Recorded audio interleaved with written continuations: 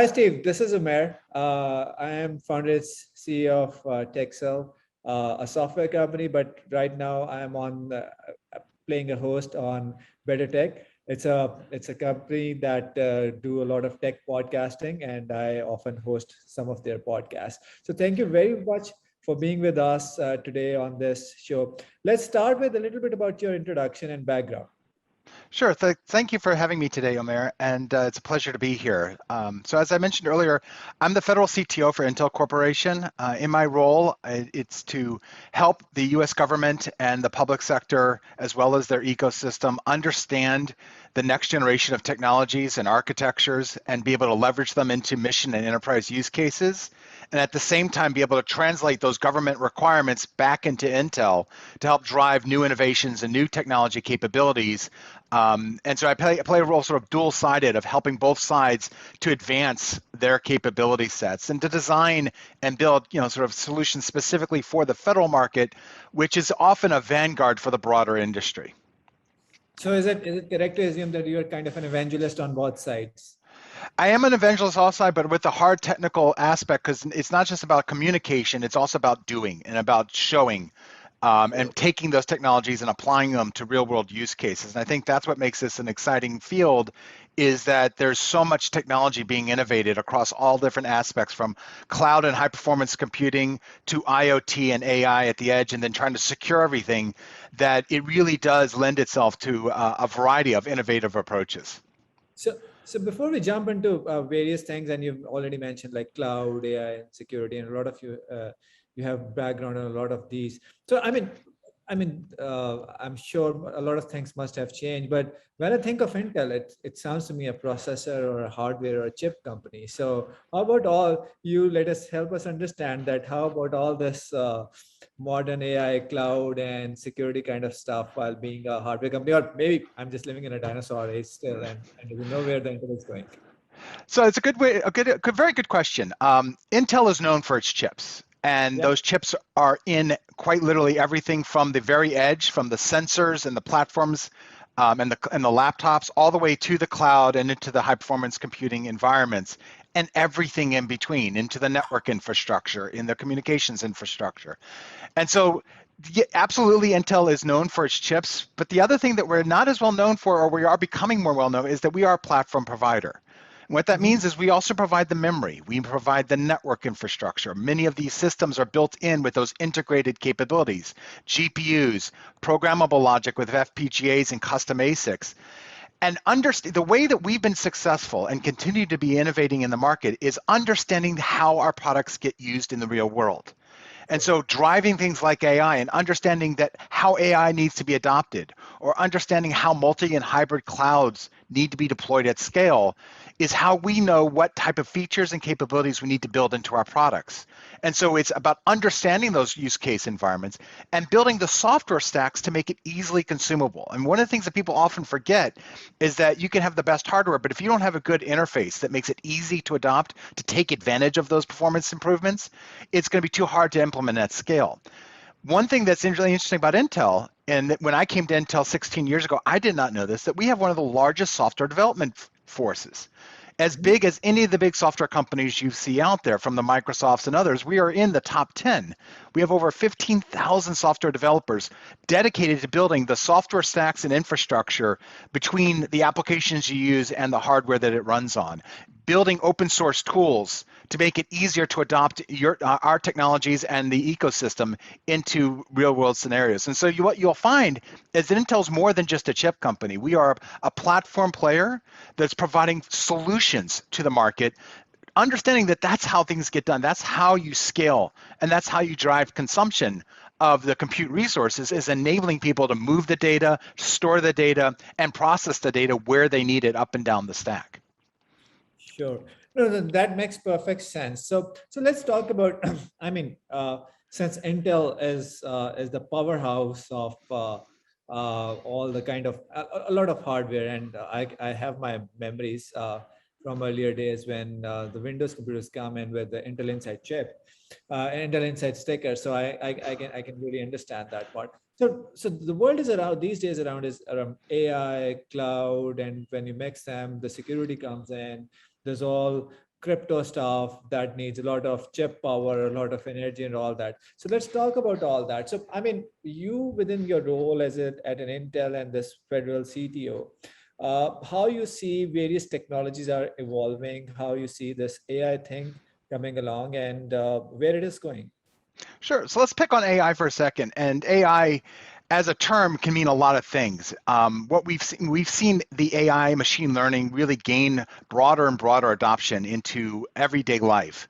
It's always been there, but I think finally the computing power and the ability to drive the data necessary to power those AIs has finally come to bear. The reason why we have this super resurgence in AI research and AI applications is we finally have the data necessary to drive accurate AI and the computing power necessary to process it and to be able to do that at near real time or real time speeds. And I think that's been the thing. Many of the algorithms have been around for 40 years or more. But Yeah. now we have the infrastructure with the cloud and with all the sensification of everything we do. Your phone is a walking, breathing, sensing platform, collecting data all the time. A car is a driving data center in some ways, collecting data. That data drives AI. And so one of the key things of why we're seeing this AI transformation is directly linked to this data. Data is everything. Data is the new oil. Data is driving our economy. And AI lives and breathes on data because it takes data to get the AI, and then AI consumes data to give you the results. So that's the big change that's happening. And what we're seeing is that it's pervading all aspects of our lives. Oftentimes, we don't even realize that there's AI behind the scenes that is doing a lot of those functions, whether it be simple things like recommendations when you're buying things online, to what feeds you get within your social media, to if your car has lane shift or you've got an autonomous capability or semi-autonomous capability, being able to detect cars and objects in the road. All of that is powered by AI. It's not just the really, the big, sort of deep space kind of things and some of the things we see in the movies. It's about everyday life. And I think that's the thing that's really become important, is that AI is really touching all aspects of both our work lives and our personal lives. And it's transforming the way we do things. So, while you were answering that, you use an interesting phrase, AI transformation. I mean, we had been for the last many years into the kind of a digital transformation age, and everything is getting digital. And you said it right that the AI algorithms and everything had been here for decades. It's just that we now have the digitized data and infrastructure to really do this. I mean, we can do edge computing, we can do cloud computing, and all this is actually fueling AI. But I want to just pick up on that you feel that AI is part of this digital transformation, or you're really feeling that AI transformation is another age? I mean, once the digital transformation age reaches its peak, that's where the AI transformation age starts to kind of an overlapping thing.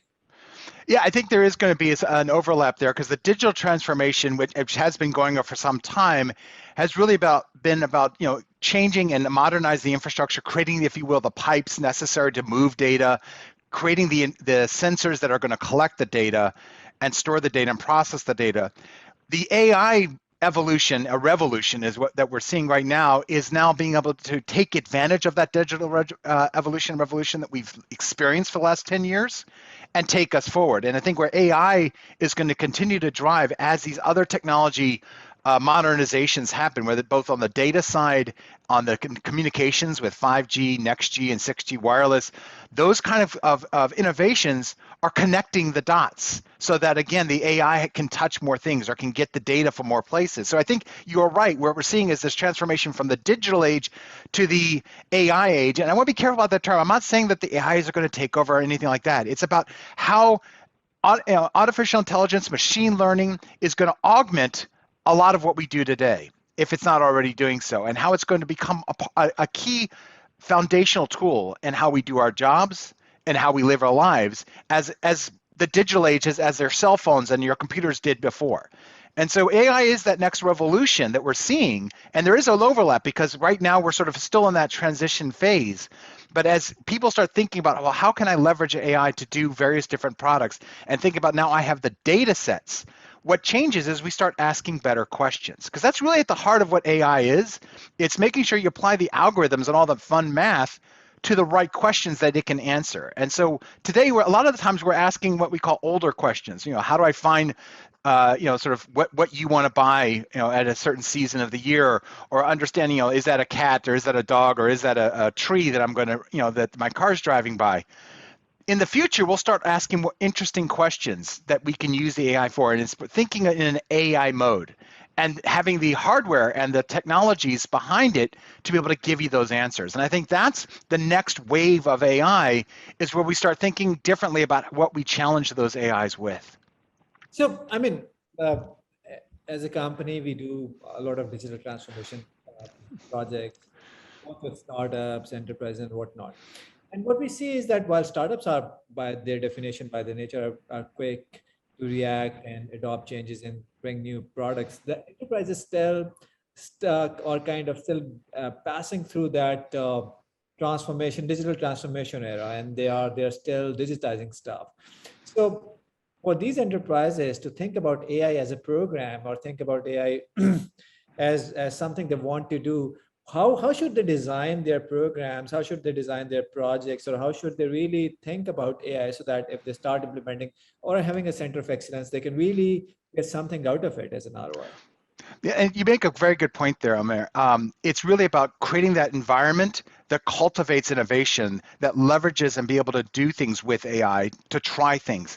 We're seeing lots of organizations do this now. They're creating, whether call it a center of excellence or these tiger teams that can go off and use these more modern technological approaches and apply them to corporate business problems or enterprise challenges. And it can be everything from how do we automate the factory better to strategic decision making. We've seen it all over the map. The key challenge that a lot of organizations have today is how to go from this really cool little innovation cell, if you will, and actually transition that to practice. How do you get that to scale? How do you get it out of the lab and into the line of business? And oftentimes it's not the technology, although there are some technological challenges there. It's cultural, it's organizational. And so I think that one of the things that I've seen and that my peers have seen is where companies have been successful is where they've got a couple of key things in place. Number one, they have the executive air cover, which means the executives have bought into that we're going to change the way we do business, and we're going to use the outputs of this innovation. So we're going to give them the latitude to go try things, to learn, to fail, to repeat, and figure out the right approach. But then they've got the air cover that when they succeed, we're going to leverage it. But the other key thing is having diversity within that group, pulling in folks from a variety of different organizations, from IT, from the line of business, from sales or customer support, bringing them together because it's understanding the full workflow. When you think about a business process, and whether that be, again, factory automation or strategic decision-making or contracting, bringing in all the different stakeholders is part or representatives from that means that your outcome will more closely model the actual organization. People will ask questions differently based on their experience or their role. That is actually how those successful AI projects make it out of the lab, is because then when it comes out of the lab and goes into the business unit, you've already thought of a lot of the things because the business unit was involved from the get-go. And so it's not necessarily a technology problem, it's an organizational cultural that you have to get past in many cases. So what we're really hearing over here is that it's akin to creating a mini organization within organization and then task them with some AI problem that everybody kind of owns, and then do that kind of an experiment and then roll it out. That's where everyone will have a buy-in, kind of. Exactly. Yeah. Okay. And of course, there are technology challenges that are going to be needed. You need to have the ability to move the data and collect the data and be able to get the systems ready for that transformation. That has to happen in parallel. Sure, sure, sure. So, I mean, while having this discussion, we talked about AI and a lot of things. We talked about data, and we also discussed that AI has to work. There needs to be tons of data, digitally transformed data that AI needs to bring any result of any significance. Now that and also sometimes AI kind of provide you results which you're not expecting or something. So that also brings in kind of the ethical side of the AI as well as the problem with making it work on tons of data. So how the security comes into play, because it's kind of it's Many times it's a non-anonymized data, it's identification associated with it, and AI picking up patterns out of that data, applying. I mean, the ed tech world, the all rife with such kind of challenges. So, I mean, with your kind of such a vast experience in cybersecurity, data protection, help us understand that how organizations can define successful experiments while being within the realm of right environment, both ethically, technologically, and so on. So you hit on several key points there, and so I want to talk about a couple of them. I would say there's three key things to keep in mind. Number one is the obvious one, which is data security and system security. How do you protect the systems? How do you protect the data? But tied to that is the governance model. How do you implement the right policies and controls for how the data gets used?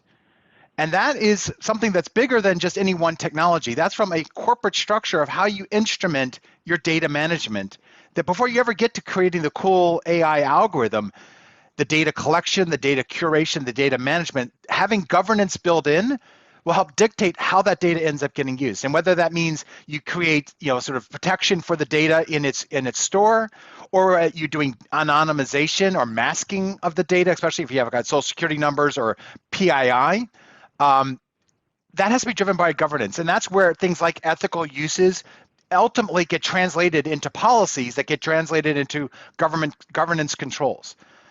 Once you've done that, then it's about applying that to the project and to the technology.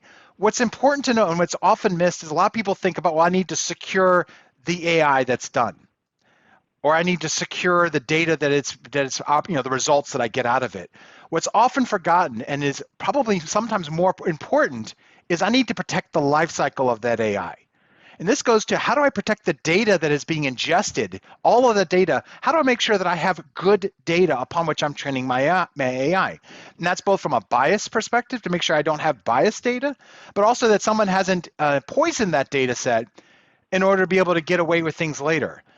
And so we've seen that one of the key things that's missing in many AI implementations is looking at the full life cycle, and how do I protect the integrity and, in some cases, confidentiality of data all the way out at where it's generated, at the sensor side or at the data collection side, and have that pervade throughout the entire life cycle, so that when I get to that resulting algorithm or model, I know that it's been trained on a good data set, and that the data that it was trained on had not been tampered with, or that I got good diverse data sets in order to achieve the outcomes. Because one of the things we've seen, and with the really bad AIs, where we get really terrible results, oftentimes is because the data that it was trained on wasn't good data, or was too homogeneous. It wasn't diverse enough. The key thing about creating really good AIs is giving it enough variety and diversity so that it can actually distinguish the real world and make proper decisions with good fidelity. That's been one of the biggest challenges with a lot of these large data set big problems, is that whether it be in the medical field, where their data sets actually come back to being one, sort of like all white males of the age of 30 to 40, well, that doesn't help you when you're trying to look at, sort of symptoms from an elderly woman or from a minority. So those kind of things, having diversity of data sets really drives high fidelity outcomes. And in the case of security and data governance, it's about applying that throughout the life cycle. When you think about things like fraud detection, that's a case where, when you're looking at the data sets being collected, you've got two challenges. You typically have very high PII, because you're looking at credit card transactions and financial transactions from large amounts of people in order to train the AI to look for what's an anomaly, what's aberrant behavior. But the flip side is that the fraudsters themselves have a vested interest in messing with that AI. And so you want to make sure that the data sets you're training on themselves are protected, because they want to be able to insert some bad data in there so that they can get away with it later. There's this, sort of a non-scientific maxim in the AI world, that for every piece of bad data that you train on, it takes 2 pieces of good data just to get back to neutral. Okay, just to get back to normal, it takes 2 good to outdo 1 bad. And so if you think about that, it doesn't take a whole lot of bad data in the data set to cause real problems in the outcomes, because it starts to really have an effect downstream. That's why having a governance model that understands how you're collecting your data, where you're getting your data from, and enforcing that from the get-go drives the whole process to be better. So see, if I try to summarize it, or probably you can do it better than I do, is there a frameworks or kind of steps 1, 2, 3, 4 that an organization can think about, that I need to put up a governance model in place, I need to get data, I need to clean data, etc., and I need to build AI framework, and then that that any organization or enterprise for that matter can use to really create a secure, viable AI project or product? Is there a framework or steps that you can think of? So there's a lot of content out there about the various different steps. The way I often think about it and the way I talk about it is that you break it into sort of 5 or 6 key things, depending on how you're looking at it.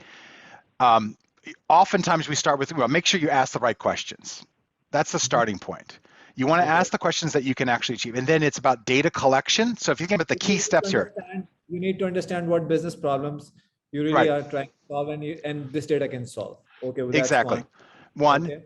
then data collection, collecting the right data to solve that question and make sure you have enough of that right data. And that right data, I mean, again, diversity of data, but it's about understanding your data sets. Now, So here's the collect right data and right amount of data. That's number two. exactly. Yeah. Now, Okay. before I go on to 3 and 4, it's one of the important things. This is the problem with having a checklist. Number Okay. 4 is actually something that should be happening the whole time. And I've created a slide once upon a time that sort of showed that as steps 1, 2, 3, and then 4 is the whole line. And it's Okay. because so I'm going to go through this, but recognize that number 4 is actually something you start from the get-go. But we'll get there. Sure. Number 3 is data management. So you've collected the data. How do you normalize it, format it, condition it, label it, characterize it, basically get it into a form that can drive the AI? And that's classically called data management or data curation. A new term that a lot of people like is data wrangling. But it's all the processes to take that raw data and add a little context and some metadata and labeling to it.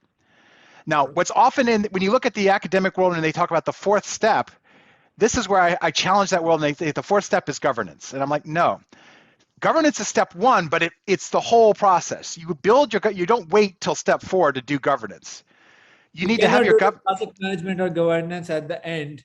It yeah, is it is with every step. Okay. exactly. So governance is often shown as like that 4th step, but really it starts at the very beginning to make sure that you have the right data curation, that you're labeling things correctly, and that you're putting those security controls and those privacy controls throughout the whole process. But oftentimes it gets lumped in number 4. So number 4 is the governance, but again, it's the whole process. And governance needs to look at it from end to end, all the way through. Step 5 is what oftentimes the data scientists think is the fun part. It's do your AI training, create your model, do your federated your integrated learning, create the model, test it, redo it, feedback learning, all those fun things. All the fun math is step 5. And then step 6 is the results or the visualization. And that's something that it's again one of those things that if you didn't plan the beginning, you're going to get bad results at the end. It's not that your data is going to be wrong, it's how you present it. What's the outcome? Oftentimes, CIOs don't want pretty graphs. They want to know, what should I do? What's the outcome? So Right. making sure that when you ask those right questions, that informs what the results should look like. Is it, do I want graphs so that I can compare? Do I want a decision? Do I want an action? If you're in a Tesla and your AI is doing, driving down the road, you want an action. You don't want a graph. Oh, there's a 50% chance that there's a tree in front of you. You want the Yeah. car to move. That goes Yeah. back to the original question. So you want to make sure you have the right output from the AI.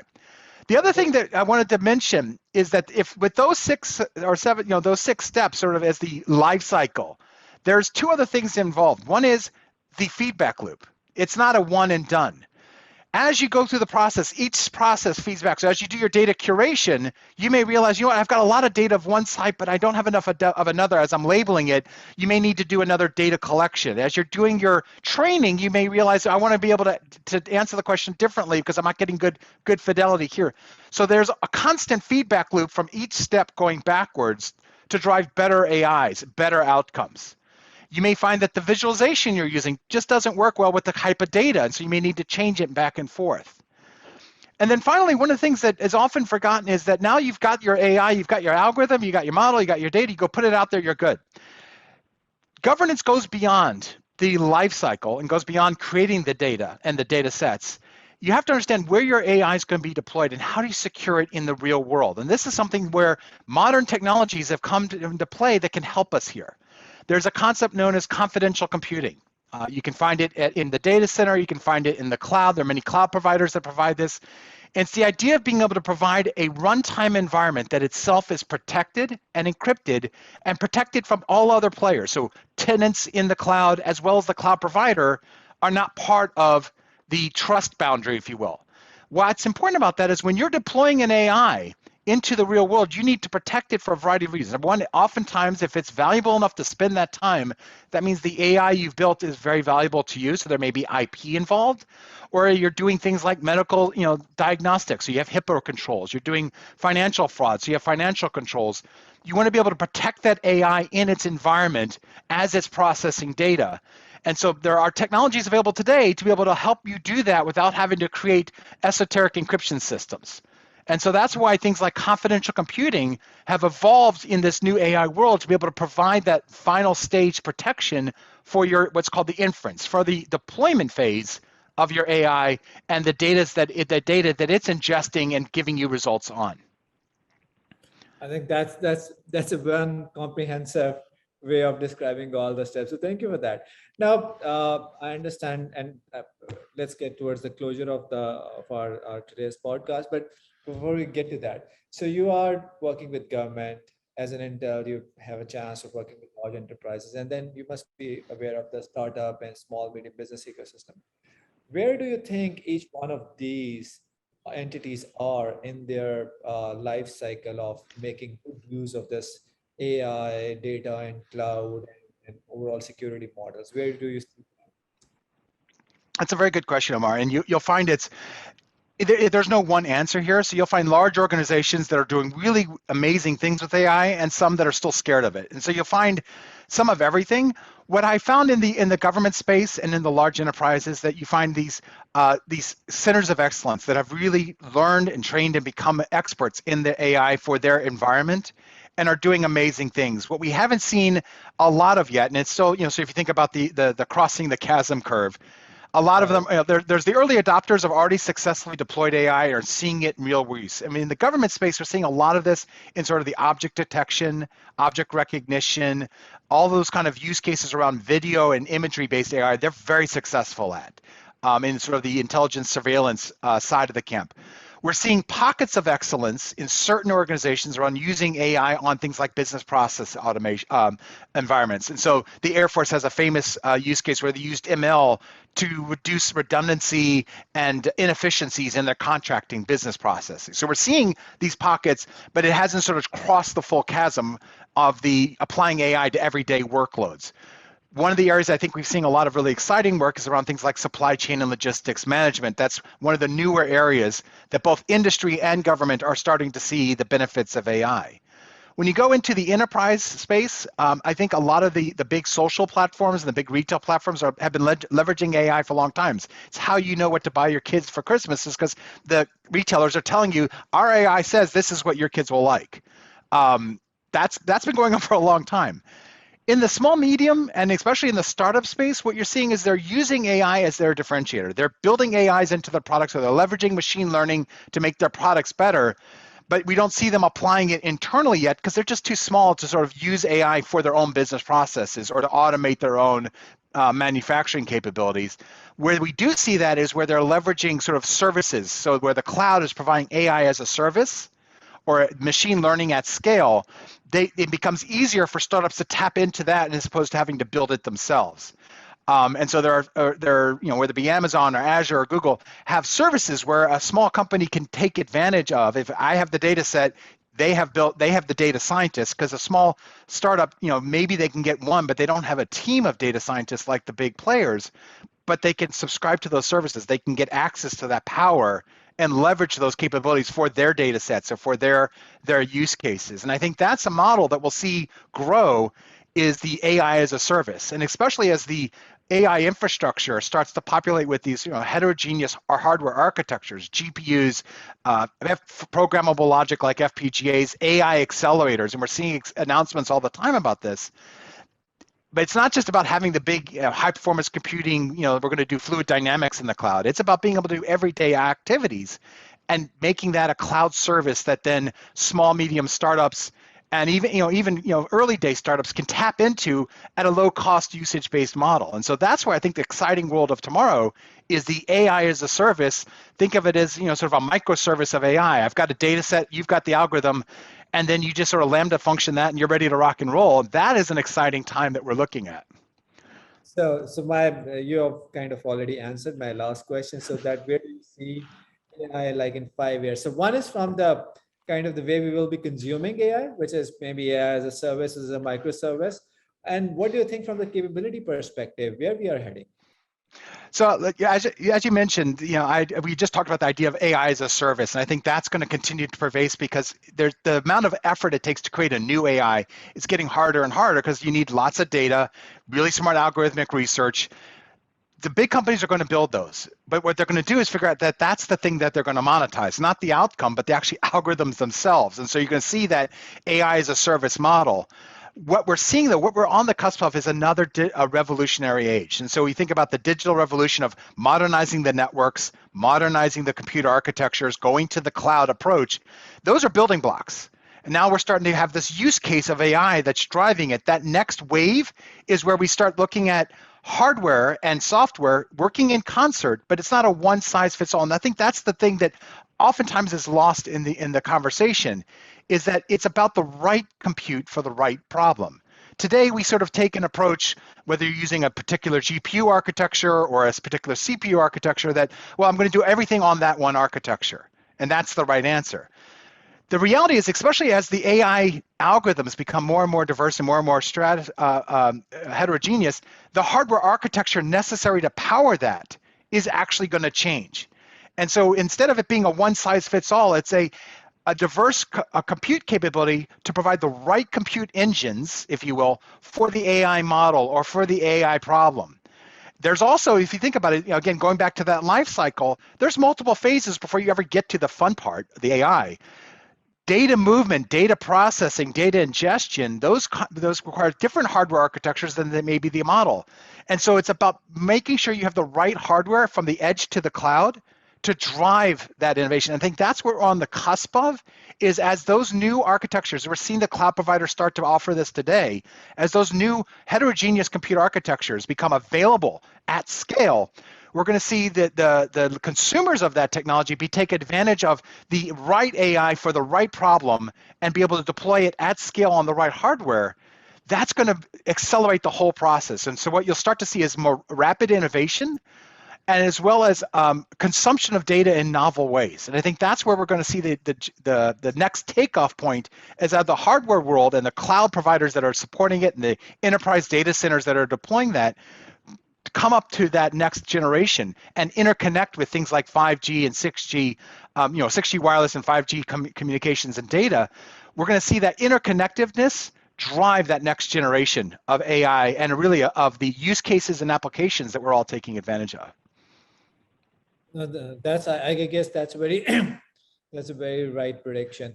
And since you're a CTO, my last question before we sign off: one of any of your favorite technology, or you think other than probably AI, cloud computing, or cybersecurity, or what that you think is really going to take, and it's kind of the future technology that we are looking at? Blockchain, quantum computing, could be something else. So, It's funny. There are so many wonderful, interesting technologies. Yeah, I think that if I had to pick one, I think again, other than AI and the things that are doing, if I think about one that's just really, it's in that phase right now where people are trying to figure out the best way to use it. But I think blockchain is one of those transformational technologies that, again, as it evolves, it's going to become part and parcel with a lot of what we do. And it's not the Bitcoin, it's not the currency, although that's fun and interesting. It's having that distributed immutable ledger. Yeah. That's the thing and so we think about sort of doing AI lifecycle. How do I know the integrity of the data set? Well, if I had a blockchain that was keeping track of every step, as an outcome, I could know, I don't have to know what you used your data set. I can just look at the blockchain. So supply chain, logistics, software development, all of those things are going to be transformed by blockchain. And I think that's the technology. Today, we're still trying to figure out how to make this efficient and to scale. And, as we've seen from some of the studies, power efficient. So we're still in the learning phase, but I think that's one of the cool technologies a few years down the road that we'll just see as part and parcel with everything we do. I guess I'm kind of also a fan of this, and I feel that we still need to find the right use of that blockchain and the right way of using it actually, other than the cryptos of the world. But I guess I'm also with you on that. So Steve, thank you very much for being on our podcast today. I guess it was a wonderful session with you, and there's a lot of learning for me and for I'm sure for our audience as well. So thank you very much again, and we would love to have you again on our show. Well, thank you very much, Amar. It was a pleasure to be here, and I look forward to it. Thank you.